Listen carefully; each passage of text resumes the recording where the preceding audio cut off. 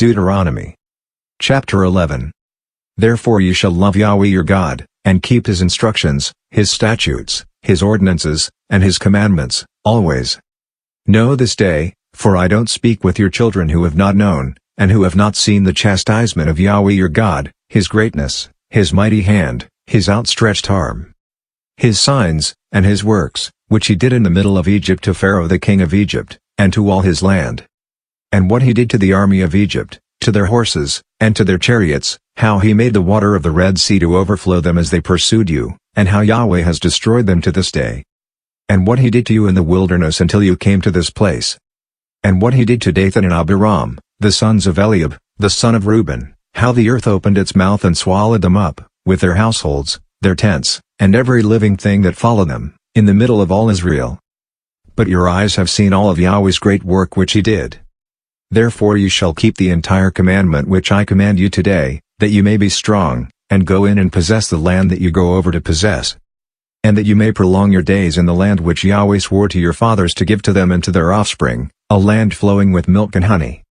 For the land, where you go in to possess isn't like the land of Egypt that you came out of, where you sowed your seed and watered it with your foot, as a garden of herbs. But the land that you go over to possess is a land of hills and valleys which drinks water from the rain of the sky.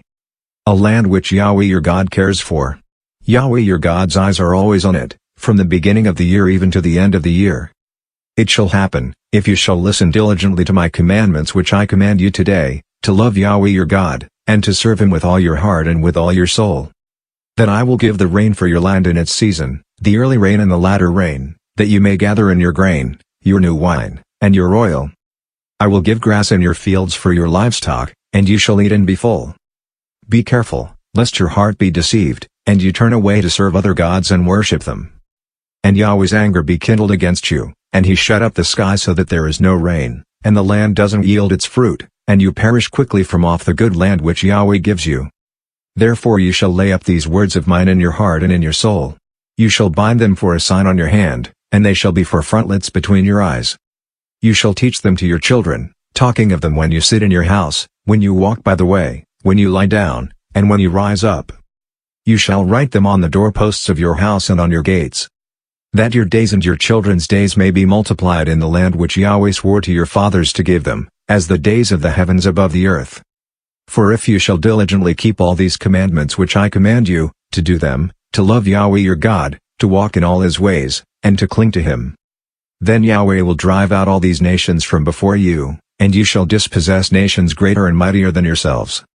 Every place on which the sole of your foot treads shall be yours, from the wilderness and Lebanon, from the river Euphrates, even to the western sea shall be your border. No man will be able to stand before you. Yahweh your God will lay the fear of you and the dread of you on all the land that you tread on, as he has spoken to you. Behold, I set before you today a blessing and a curse. The blessing, if you listen to the commandments of Yahweh your God, which I command you today. And the curse, if you do not listen to the commandments of Yahweh your God, but turn away out of the way which I command you today, to go after other gods which you have not known.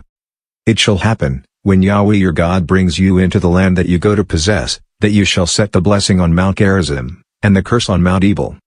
Aren't they beyond the Jordan, behind the way of the going down of the sun, in the land of the Canaanites who dwell in the Arabah near Gilgal, beside the oaks of Moreh? For you are to pass over the Jordan to go in to possess the land which Yahweh your God gives you, and you shall possess it and dwell in it. You shall observe to do all the statutes and the ordinances which I set before you today.